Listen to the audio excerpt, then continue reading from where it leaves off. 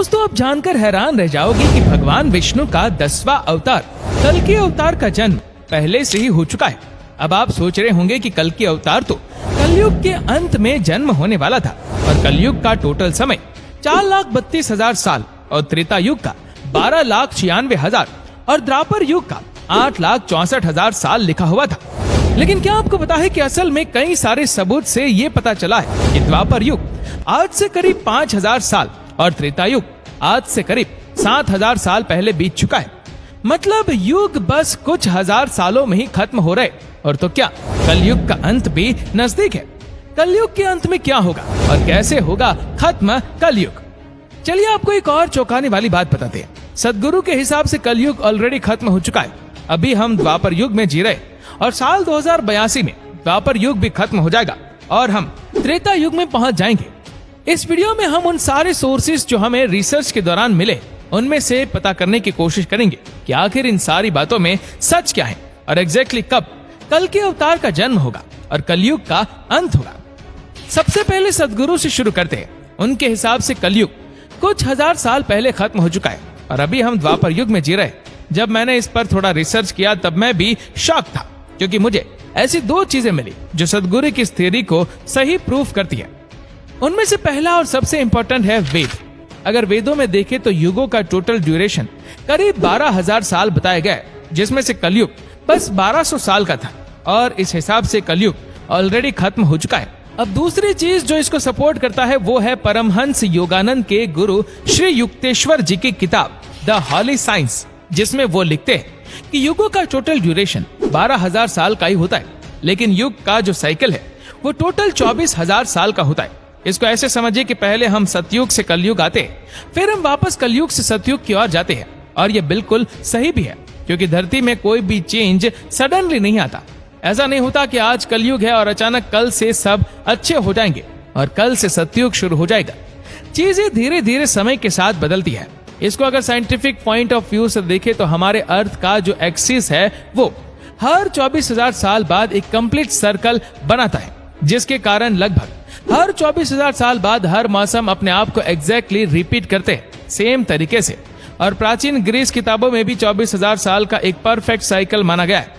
और इसके हिसाब से हम दो कलयुग को एक के बाद एक रखते हैं तो फिर कलयुग का टोटल ड्यूरेशन करीब 2500 साल का आता है, जिसका मतलब फिर से यही निकल रहा है कि कलयुग ऑलरेडी खत्म हो चुका है। लेकिन थोड़ा और रिसर्च करने के बाद मुझे दो ऐसी चीजें भी मिली जो इसको पूरे तरीके से गलत प्रूफ करता है, और वो है पुराण और श्रीमद् भागवत गीता।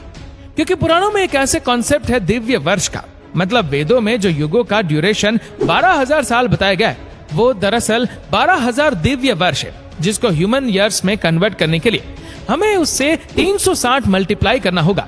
अब अगर हम कलयुग जो कि 1200 साल का बताया गया है उससे अगर 360 को मल्टीप्लाई करते हैं तो ये टोटल 4,32,000 साल का आता है।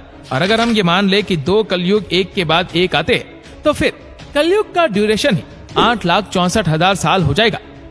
दूसरी चीज जो इसको गलत प्रूफ करता है वो ये है कि कल्कि पुराण और श्रीमद् भगवत गीता। कल्कि पुराण में हमें कल्कि अवतार के बारे में बहुत डिटेल में इंफॉर्मेशन बताया गया है और भगवत गीता में भी कृष्ण कहते हैं कि हर युग के अंत में वो अवतार धारण करते हैं और पाप का अंत करके धर्म की स्थापना करते हैं। और क्योंकि कल्कि अवतार अभी भी नहीं आया है, इसका मतलब हम मान सकते हैं कि कलयुग का अंत अभी भी नहीं हुआ है। तो एग्जैक्टली कब खत्म होगा ये कलयुग? अगर हम द्वापर युग और त्रेता युग के टाइमलाइन का पता कर ले तो उससे हम ये पता कर सकते हैं कि कलयुग कब खत्म होगा, क्योंकि उससे हमें पता चल जाएगा कि रियलिटी में युगों का ड्यूरेशन वेदों को फॉलो कर रहे या फिर पुराणों को। और ये करने के लिए हम रामायण और महाभारत में जो एस्ट्रोनॉमिकल डेटा दिया गया है उनका सहारा लेंगे। रामायण में हमें भगवान राम के जन्मदिन के प्लेनेटरी पोजीशन दिए गए। जब उस डेटा को प्लेनेटरियम सॉफ्टवेयर में डाला गया तो वो डेट निकल कर आया 10 जनवरी 5114 बीसी, मतलब आज से करीब 7,000 साल पहले हम मान सकते हैं कि रामायण हुआ था।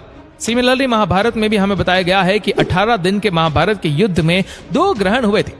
अब 2 ग्रहण इतने जल्दी तभी हो सकते हैं जब एक सूर्य ग्रहण हो और दूसरा चंद्र ग्रहण। और इस डेटा को जब चेक किया गया तब मिला कि ऐसा पिछले 5,000 वर्ष में कई बार हुआ है, लेकिन उनमें से सिर्फ 6 बार ही ऐसे जो महाभारत के समय से मैच करते हैं। और इससे हमें ये देखने को मिलता है कि रामायण और महाभारत में सिर्फ 2000 साल का ही फर्क आ रहा है, लेकिन क्योंकि इतने सालों में प्लैनेट्स कई बार सेम पोजीशन रिपीट कर सकते हैं, इसीलिए हम इसको फाइनल कंक्लूजन नहीं मान सकते। इसीलिए अब हम आर्कियोलॉजिकल प्रूफ्स का सहारा लेंगे। आर्कियोलॉजिकल प्रूफ्स में हमारे पास दो चीजें हैं। एक राम सेतु, जिसका कार्बन डेटिंग करके मिनिमम 7000 से 8000 साल पुराना बताया जा रहा है, और दूसरा बे ऑफ खंभात में द्वारिका नगरी का मिलना, जिसके अर्ली कार्बन डेटिंग में तरह तरह के पिक्चर्स, दीवार और हड्डियों से ये पाया गया है कि वो नगरी कम से कम 9000 से 10000 साल पुराना है।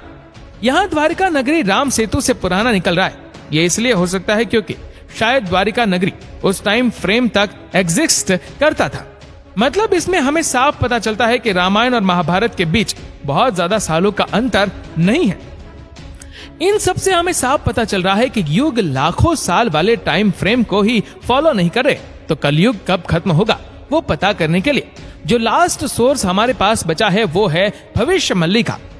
दरअसल आज से करीब 600 साल पहले ओडिशा में 5 संतों के एक ग्रुप ने मिलकर भविष्य मल्लिका नाम की एक किताब लिखी थी, जिनमें से एक अच्युतानंद दास को दिव्य दृष्टि प्राप्त था, जिसके सहारे उन्होंने कलयुग में घटित होने वाली कई सारी भविष्यवाणियां उस किताब में लिखी है। उन भविष्यवाणियों में कुछ तो गलत प्रूफ हुए, लेकिन इसी के साथ ही कई सारे सही प्रेडिक्शंस भी है जो आप अपने स्क्रीन पर देख सकते हैं। इस किताब में यह भी लिखा गया है कि कलयुग का धाम मतलब जगन्नाथपुरी का मंदिर कलयुग के अंत में पानी में डूब जाएगा, और कलयुग का जो फाइनल युद्ध होगा वो कटक के एक किले में लड़ा जाएगा।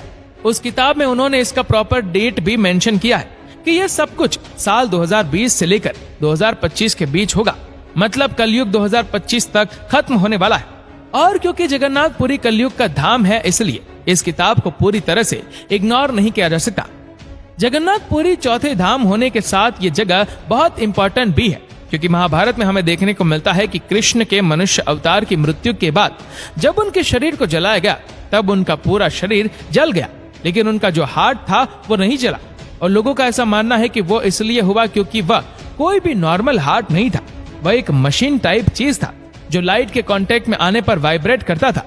और वो चीज अभी के दिन में जगन्नाथपुरी के मेन आइडियल के वुडन स्टेचू के अंदर रखा गया है, और हर 12 साल बाद संपूर्ण जगन्नाथपुरी की इलेक्ट्रिसिटी को कट ऑफ करके उस हार्ट को लॉर्ड जगन्नाथ के पुराने आइडियल से नए आइडियल में शिफ्ट किया जाता है, क्योंकि समय के साथ वो चीज लकड़ी के बने आइडियल को खराब कर देती है।